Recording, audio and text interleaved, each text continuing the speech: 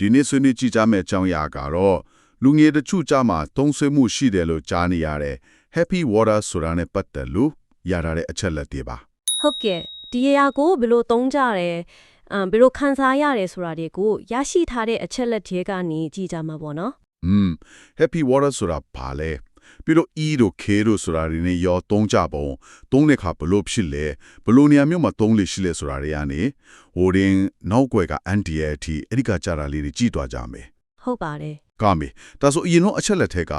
high can ဆိုတဲ့နေရာတွေပေါ့အလုံးပိတ်အခန်းလေးတွေမှာ Happy Water ကိုဘလို့စသုံးကြတယ်လဲကဆလိုက်ရအောင်ဟုတ်ကဲ့အချက်လက်အရာတော့အဲ့ဒီကိုရောက်တာနဲ့ Happy Water ကိုဖြောဆက်ကြတယ်ပေါ့တချို့ကကြတော့ E လို့ခေါ်တဲ့ ecstasy အကျဉ်းမုံနော် K ဆိုတဲ့ ketamine အမုံတွေပါထက်ရော့တတ်တယ်လို့ဆိုတယ်တော့လိုက်နေအစာပိုင်းမှာတော့စိတ်ကပေါ့ပါပျော်ရွှင်သွားတယ်ဆိုတဲ့ပုံစံမျိုးဖော်ပြထားတာတွေ့ရတယ်အဲ့ဒီမှာစိတ်ဝင်စားစရာတစ်ခုကလေအဲ့ Happy Water တောက်ပြီးနောက်တစ်ဆင့်အနေနဲ့ K အမုံကိုနှာခေါင်းကနေရှူကြတယ်ဆိုတဲ့အချက်ပဲဟုတ်တယ်ဟုတ်ကဲ့အဲ့လိုလိုလိုက်ရင်တိတ်မကြခင်မှာစိတ်နဲ့ခန္ဓာကိုယ်ကင်းကွာသွားသလိုခံစားရတယ်သူတို့အချင်းချင်းပြောကြတာကတော့လစ်သွားတယ်ပေါ့အဲ့ဒီလစ်သွားတဲ့အခြေအနေအဲ့ဒါကိုအသေးစိတ်ဖော်ပြထားတာတွေကတူတူထူးဆတယ်နော်ဟုတ်ပါတယ်နတ်ပြည်ရောက်သလိုငရဲပြည်ရောက်သလိုခံစားရတယ်ဆိုတာမျိုးပျော်ချေဖျားလက်ဖျားတွေအေးဆက်လာတာလူမန်းသူမန်းမသိတော့ဘူးအနာကလူတွေကိုတော့ထူးဆန်းတဲ့စက်တော်လိုဘာလို့မြင်လာတယ်ဆိုပြီးဖော်ပြထားတယ်ဟုတ်တယ်ပိုးပြီးအောင်းစရာကောင်းတာကအဲ့လိုထင်ရောက်ထမှာဖြစ်ပြီးကိုမထီးနိုင်တဲ့အခြေအနေကိုမှသဘောကျကြတယ်အဲ့လိုဖြစ်မှတန်တယ်လို့သတ်မှတ်ကြတယ်ဆိုတဲ့အချက်ပဲအဲ့ကတော်တော်လေးစဉ်းစားစရာပဲပြီးတော့လေအဲ့ဒီချင်းနေနဲ့ဆက်ပြီးတော့အဖေါ်ဖိပါလာတဲ့အမျိုးသမီးငယ်တွေချက်လက်ထဲမှာလာဆော့လို့တုံးထားတာပေါ့နော်သူတို့နဲ့ DJ ရဲ့အခန်းကဏ္ဍကအရေးပါတယ်လို့ဆိုတယ်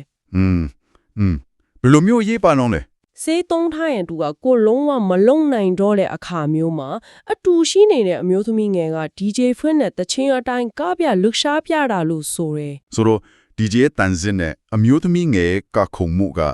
အဲ့ဒီလစ်နေတဲ့သူရဲ့အတွေ့အကြုံကိုပုံဖော်သေးသလိုဖြစ်သွားတာပေါ့ဟုတ်တယ်အဲ့လိုသဘောမျိုး DJ ရဲ့ကျွမ်းကျင်မှုကအများကြီးတက်ရောက်မှုရှိရယ် DJ ရွေးတာမှားသွားရင်အန်ဒရာတို့မူလဲတာတို့ဖြစ်တယ်လို့ DJ ကောင်းကောင်းကိုတီးတန့်ငှားကြတယ်လို့ဆိုထားတာကဒီပတ်ဝန်းကျင်ရဲ့လွှမ်းမိုးမှုဘယ်လောက်ကြီးလဲဆိုတာပြနေတာပဲ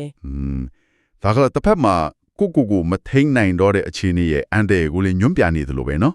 ပတ်ဝန်းကျင်အကူအညီလိုတဲ့ဆိုကြတဲ့ကဟုတ်ပါတယ်အဲ့အပြင်စိတ်ခံစားမှုပိုင်းမှာလည်းပြောင်းလဲမှုရှိတယ်လို့ဆိုတယ်ဟုတ်လားဘယ်လိုမျိုးလဲအရင်ကလုံးဝမသိတဲ့သူတွေတောင်အဲ့ဒီဆေးရှင်နဲ့အချင်းချင်းအရန်ရင်းနှီးသွားကြတယ်စကားပြောရကအစပျော့ပြောင်းသွားပြီးခင်မင်မှုကအလဲတကူထစ်သွားတယ်လို့ဆိုတယ်စိတ်ဝင်စားစရာပဲဆိုတော့ဒီဆေးအားနိတဲ့ရဲ့လူတွေရဲ့ဆက်ဆံရေးပြောင်းလဲမှုရဲ့တီးလုံးမီးအောင်အဲ့ဒီပတ်ဝန်းကျင်အခြေအနေတွေအားလုံးပေါင်းလိုက်တဲ့အခါရလာတဲ့အတွေ့အကြုံကလည်းထက်ခါ tropics ထွားချင်စိတ်ခစ်စေပြီးတော့ဆွဲလာမှုရှိလာနိုင်တယ်လို့ညွှန်းဆိုနေတာပေါ့ဟုတ်ပြီဒါမဲ့ပျော်စရာတွေချစ်တော့မဟုတ်ဘူးပေါ့နော်အန်ဒီရဲ့အပိုင်းလည်းရှိနေတယ်ဆိုတာထည့်ပြောထားသေးတယ်ဟုတ်ကဲ့အရေးကြီးပါတယ်ဆေးထုံးပြီးရေချိုးရင်တတိလစ်ပြီးအသက်ဆုံးသွားတဲ့ဖြစ်စဉ်ရှိခဲ့ဘူးတယ်လို့ဖော်ပြထားတယ်နောက်ပြီးစောကပြောသလို DJ မကောင်းရင်လည်းတွန်းခါရောက်နိုင်တယ်ဆိုတာမျိုးတွေပေါ့ဒါဒီကတော့တကယ်သတိထားမယ်ချက်ဒီလေဒီက Happy Water နဲ့ဆက်ဆက်ပစ္စည်းတွေသုံးဆွဲမှုပုံစံတွေအဲ့ဒီကရတဲ့စိတ်ပိုင်းရုပ်ပိုင်းခံစားမှုအတွေ့အကြုံတွေကတော်တော်ရှုပ်ထွေးတယ်ပြီးတော့ပေါ်ဝန်ကျင်ရဲ့အခန်းကဏ္ဍ DJ တို့အဖော်မျိုးသမီးငယ်တို့ကလည်းရေပါပုံ